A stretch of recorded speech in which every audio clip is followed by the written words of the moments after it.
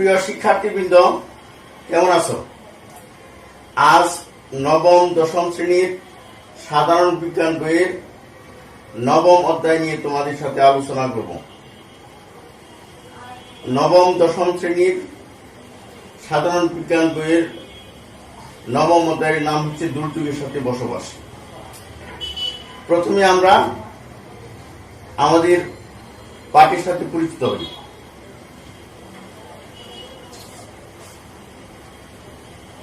অধ্যায় নবম, দুর্যোগের সাথে বসবাস। দুর্যোগ আমরা সবাই চিনি। প্রায় প্রতিনিয়ত আমরা বিভিন্ন ধরনের দুর্যোগকে মোকাবেলা করে থাকি। তাহলে দুর্যোগগুলো কি কি হতে পারে? যেমন খরা, বন্যা, ভূমিকম্প, নদী ভাঙ্গন, এসিড বৃষ্টি ইত্যাদি সব কিছু দুর্যোগের অন্তর্ভুক্ত। এখন প্রশ্ন হলো, এই দুর্যোগগুলো কেন হয়? আমি সংক্ষেপে এর কারণগুলো একটু ব্যাখ্যা করি। আমরা জানি আমাদের এই পৃথিবীতে প্রতিদিন জনসংখ্যা জ্যামিতিক হারে বেড়ে যাচ্ছে। জনসংখ্যা বাড়ার সাথে সাথে বিভিন্ন বনভূমি উজাড় করে সেখানে জনবসতি, ব্যবসা প্রতিষ্ঠান গড়ে উঠছে। ফলে পৃথিবীতে কার্বন ডাইঅক্সাইড সহ অন্যান্য বিষাক্ত গ্যাসের পরিমাণ বেড়ে যাচ্ছে। এই বিষাক্ত গ্যাস যখন ওজোন স্তর অর্থাৎ বায়ুমণ্ডলের ওজোন স্তরে বাধা পায়, তখন ওজোন স্তর হয় পাতলা হয়ে যায় অথবা ওজোন স্তর ফেটে যায়। ফলে সূর্যের অতি বেগুনি আলোক রশ্মি সরাসরি ভূমণ্ডলে চলে আসে। সূর্যের অতি বেগুনি আলোক রশ্মি যখন ভূমণ্ডলে চলে আসে, তখনই বিভিন্ন ধরনের দুর্যোগ সংঘটিত হয়। দুর্যোগ হওয়ার জন্য সবচেয়ে বেশি আকর্ষণীয়, সবচেয়ে বেশি যে বিষয়টি দায়ী, সেটা নিয়ে আমি প্রথম তোমাদের সাথে আলোচনা করব। এর আগে আমরা একটা ছবি লক্ষ্য করি।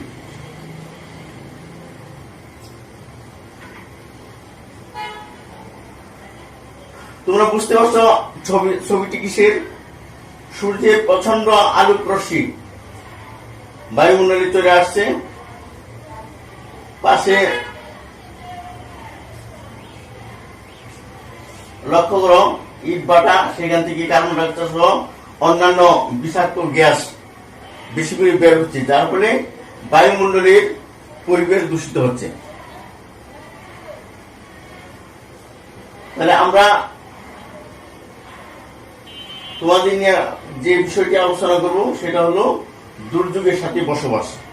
আর এই অধ্যায় শেষে আমরা যা যা শিখবো সেটা হলো বাংলাদেশ ও আন্তর্জাতিক প্রেক্ষাপটে জলবায়ু পরিবর্তনের প্রভাব বিশ্লেষণ করতে পারবে, পরিবেশগত সমস্যা সৃষ্টির কারণ ব্যাখ্যা করতে পারবে, প্রকৃতির সংরক্ষণশীলতার তাৎপর্য বিশ্লেষণ করতে পারবে, প্রকৃতির সংরক্ষণশীলতার বিভিন্ন কৌশল বর্ণনা করতে পারবে, পরিবেশ সংরক্ষণে সমাজ সচেতনতা সৃষ্টির উদ্যোগ গ্রহণ করতে পারবে। এটা হচ্ছে বৈশ্বিক উষ্ণতা বা গ্লোবাল ওয়ার্মিং। বায়ুমণ্ডলের তাপমাত্রা বেড়ে যাওয়ার পর আমাদের বৈশ্বিক উষ্ণতা বেড়ে যায়। এই বৈশ্বিক উষ্ণতা কেন বেড়ে যায় আমরা খেয়াল করি। এর মূল কারণ হলো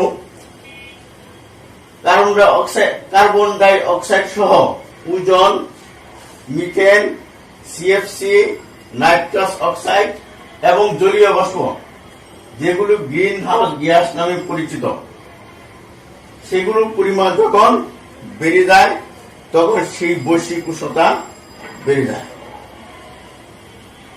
সাথে সাথে যানবাহন, শিল্প কারখানার, বিদ্যুৎ উৎপাদন কেন্দ্র হতে উৎপন্ন ধোঁয়া, শীততাপ নিয়ন্ত্রিত যন্ত্রে ব্যবহৃত গ্যাস, আগ্নেয়গিরির অগ্নুৎপাত, দাবানল, প্রাকৃতিকভাবে গাছপালার ক্ষয় ইত্যাদি বৈশ্বিক উষ্ণতার জন্য দায়ী।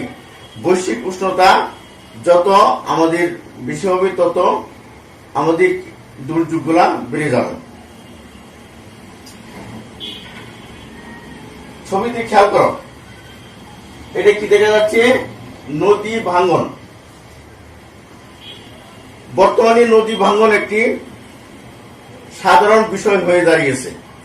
প্রায় প্রতি বছর বিশেষ করে বর্ষাকালে আমরা নদী ভাঙ্গনের বিভিন্ন খবর পেয়ে থাকি। বিশেষ করে সিরাজগঞ্জ এলাকায় যে সকল নদী আছে, এই সকল নদী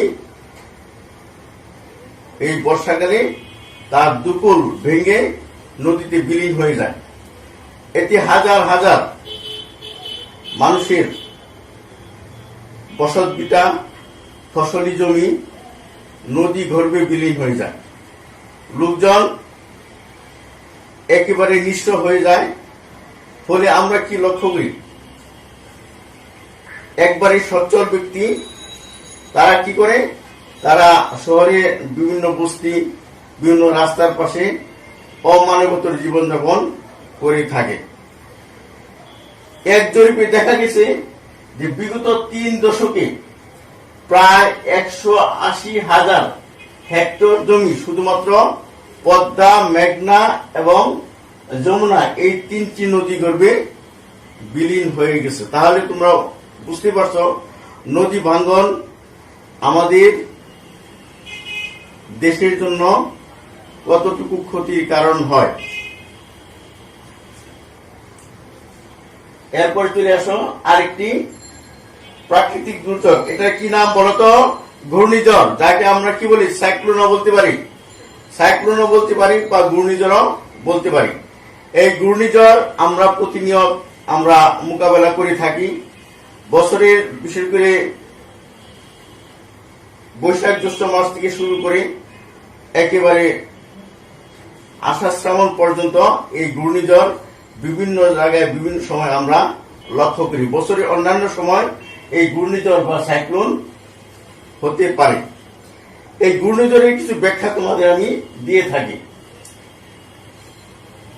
1960 সাল থেকে 2012 সাল পর্যন্ত বাংলাদেশে 50 বার ঘূর্ণিঝড় আঘাত হানে। তাহলে বন্ধুরা বুঝতে পারছো যে কতটুকু জটিল।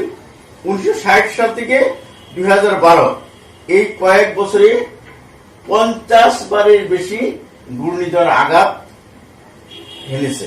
এই ঘূর্ণিঝড় মাঝে মাঝে এত প্রলয়ঙ্করী আকার ধারণ করে মানুষ তার বসতভিটা, ঘরবাড়ি সব হারিয়ে ফেলে। 1960, 61, 63, 65, 1970, 1985, 1991, 2007 এবং 2009 সালে প্রলয়ঙ্করী ঘূর্ণিঝড় আমাদের এই দেশে সংঘটিত হয়। ঘূর্ণিঝড় যখন সংঘটিত হয় তখন একজন মানুষের না থাকে বসবাস করার মতো জায়গা, রাস্তাঘাটে উঁচু স্থানে তাদের আশ্রয় নিতে হয়। তখন আশ্রয় কেন্দ্র যদি ঠিক মতো না থাকে তাহলে মানুষের প্রাণহানি হয়ে থাকে। এখন চলে আসো আমাদের এই ঘূর্ণিঝড়ের ক্ষয়ক্ষতি নিয়ে একটু তোমাদের সাথে আলোচনা করি।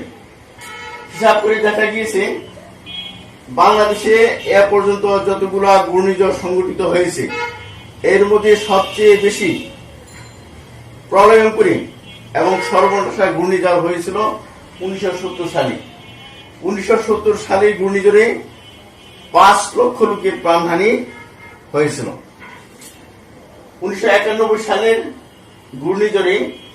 ঘূর্ণিঝড় বা সাইক্লোন নিয়ে আমাদের 1,40,000 লোকের প্রাণহানি হয়েছিল। 2007 সালে 10,000 লোকের প্রাণহানি হয়েছিল। 2009 সালে 7,000 লোকের প্রাণহানি হয়েছিল।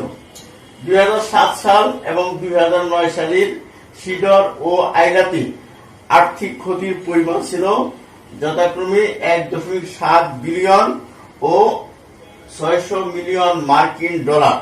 তাহলে ক্ষতির পরিমাণটা তোমরা খেয়াল করো, কি পরিমাণ ক্ষতি আমাদের হয়েছিল।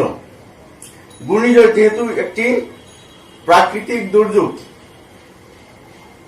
আমাদের এই প্রাকৃতিক দুর্যোগকে মেনে নিতে হবে। আমাদের এখন শুধু কাজ সেই প্রাকৃতিক দুর্যোগকে মোকাবেলা করার জন্য কিছু কৌশল অবলম্বন করা, আর যাতে প্রাণহানি খুব বেশি মাত্রায় না হয় তার জন্য প্রয়োজনীয় ব্যবস্থা গ্রহণ করা।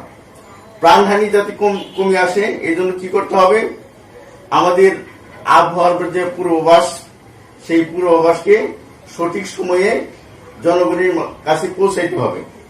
আর কি করতে হবে, বেশি বেশি করে আমাদের আশ্রয় কেন্দ্র তৈরি করতে হবে। আমাদের এই ঘূর্ণিঝড়ের পূর্বেই মানুষ যাতে আশ্রয় কেন্দ্রে চলে যেতে পারে এই ব্যবস্থা সরকারের পক্ষ থেকে করতে হবে। আর ইহা যদি না করা হয় তাহলে 1970 সালের চেয়ে আরো বেশি ভয়াবহ প্রাণহানি হতে পারে। আর এই প্রাকৃতিক দুর্যোগকে মোকাবেলা করার যে স্থায়ী কোন পদ্ধতি সেটা এ পর্যন্ত বের হয় নাই। কেবলমাত্র বেশি করে আশ্রয় কেন্দ্র তৈরি করে আশ্রয় কেন্দ্রের লোকদেরকে পাঠিয়ে দিয়ে আমরা আমাদের ক্ষয়ক্ষতির পরিমাণ হ্রাস করতে পারি। বন্ধুরা, এই প্রাকৃতিক দুর্যোগ আমাদের যখন আসে তখন আমাদের অবশ্যই আমাদের যে আবহাওয়া অফিসের যে সতর্কবাণী সেটাকে অবশ্যই আমাদের মেনে নিতে হবে, আমাদের শুনতে হবে, আমাদের পালন করতে হবে। তবে আমরা আমাদের জীবন ফিরে পাবো, আমরা আমাদের জীবনের প্রাণহানি হ্রাস পাবে। বন্ধুরা দেখো তো, এটা কিসের ছবি? এটা হলো বন্যার ছবি। নদীমাতৃক বাংলাদেশে বন্যা একটি প্রায় প্রতি বছরের একটা ঘটনা। বাংলাদেশের উত্তরে হিমালয় পর্বত, দক্ষিণে বঙ্গোপসাগর, মাঝখানে ফানেলের মতো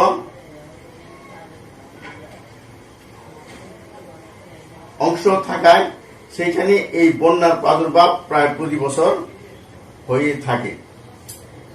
এখন প্রশ্ন হলো, এই বন্যা কেন সংঘটিত হয়? বন্যা সংঘটিত হওয়ার পিছনে প্রধান যে কারণ, সেই কারণ হলো নদী ভরাট। এখন নদী ভরাট কেন হয়? নদী ভাঙ্গন এবং বজ্র অব্যবস্থাপনা থেকেই নদী ভরাট হয়ে থাকে। আর নদী ভরাট হওয়ার পর কি হয়, আমাদের সেই হিমালয় পর্বত বা উজান থেকে নেমে আসা পানি, সেই পানি নিষ্কাশিত হয়ে সমুদ্রে যেতে পারে না, তাই নদীর দুকুল উপচে বন্যা দেখা দেয়। তো বন্যার একটা বর্ণনা তোমাদের দিয়ে থাকি।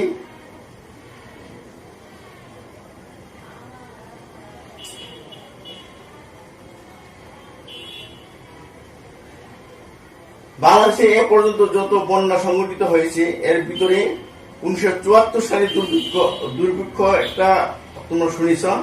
1974 সালের দুর্ভিক্ষ 1974 সালের বন্যার জন্য অনেকটা দায়ী বলে আমরা প্রমাণিত করেছি। 1974 সালে একই তো যুদ্ধ বিধ্বস্ত দেশ, সাথে সাথে এর পূর্ববর্তী বছরগুলোতে খরা, আর 1974 সালে এই বন্যা সংঘটিত হওয়ার কারণে আমাদের দেশে দুর্ভিক্ষ হয়েছিল। দুর্ভিক্ষ কি বন্ধুরা তোমরা বুঝো? দুর্ভিক্ষ হলো যে অভাবে মানুষ ভিক্ষা পর্যন্ত দিতে রাজি হয় নাই, এমন অভাব, ইহাকে দুর্ভিক্ষ বলা হয়। তো 1974 সালের দুর্ভিক্ষের যে সকল কারণ আছে তার ভিতরে 1974 সালের যে বন্যা তা একটা বিশাল কারণ বলে গবেষকরা মনে করেন। 1974 সালের পরেও প্রলয়ঙ্করী বন্যা যেগুলো সংঘটিত হয়েছে সেগুলো হচ্ছে যেমন 1987, 1988, 1990, 1995, 2004, 2007 সালে আমাদের দেশে প্রলয়ঙ্করী বন্যা সংঘটিত হয়েছে। বন্যায় কি হয়? আমাদের সম্পদের ক্ষয়ক্ষতি হয়, গবাদি পশুর ধ্বংসের দিকে চলে যায়, সাথে সাথে আমাদের সম্পদের বিভিন্ন ক্ষয়ক্ষতি হয়ে থাকে। 1974 সালের বন্যার জন্য আমাদের 1974 সালের বন্যার কারণে আমাদের দেশে দুর্ভিক্ষ হয়েছিল। আর অন্যান্য বন্যাও কিন্তু আমাদের জন্য কম ক্ষতির কারণ হয়ে দাঁড়ায় না। এখন প্রশ্ন হলো,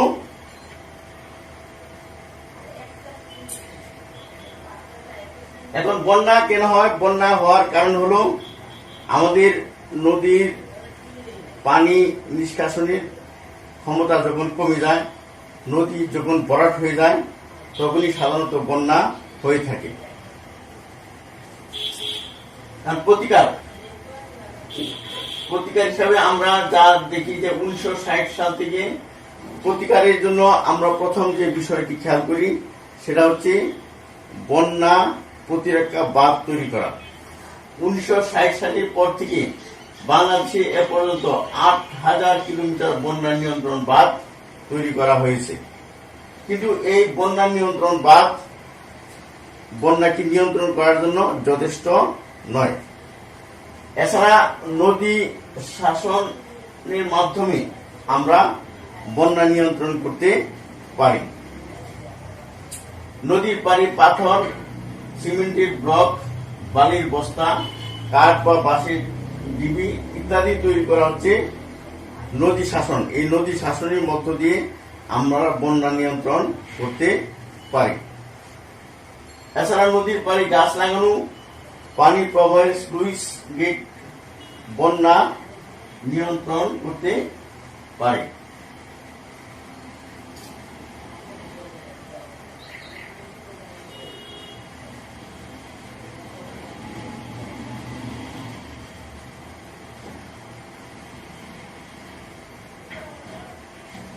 বন্ধুরা দেখো তো, এই প্রশ্ন তোমরা পারো কিনা। এটা একটা প্রাকৃতিক দুর্যোগের অন্যতম একটা কারণ, যে সামুদ্রিক প্রবাল ঝুঁকি। সামুদ্রিক প্রবাল ঝুঁকি বলতে আমরা বুঝি বিশেষ করে সেন্ট মার্টিন